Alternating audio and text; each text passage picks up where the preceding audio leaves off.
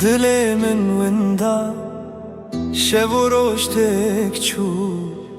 her dem dibezim bi heftîna bêhîvû her çavlin tê xatirên birîndar ez li nav xewnên xwe diqewim bêra wêjdar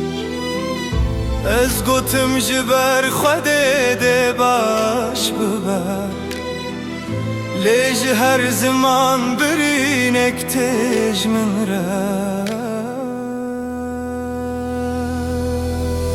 keşkane hatim dinyayê ji watêya xemre ronahî nehat ber min her gaw ketim gelî ra dilê min diqewime ji her fîlma agayê keşkane hatim tu dibêjî boçi jiyana time Gava havayê şevê li ser min dike firqan dibêjim ez kêm lê deng dimîne bê wan yarê ji kî re bibêjim ev derdê min ji min re nehat kesî her tişt made nava min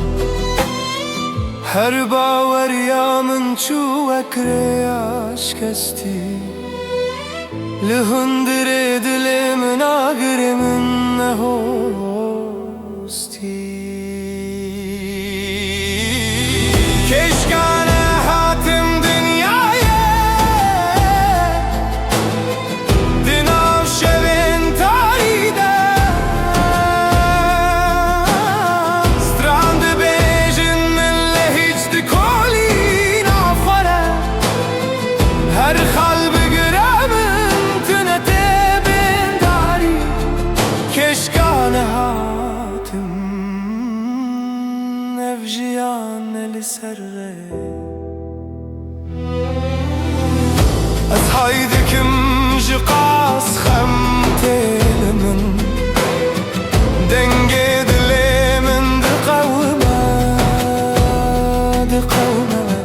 li ser agirê xewnê min kenî kî hinda ev strane û dibêje keşkane hatim dinyayê ji her ronahiyê dûr ez bixemre tê ez gotim kareke ez jî xwe vedixwînim lê ev jiyan min şikest min veşandina xwe keşka nehatim dinyayê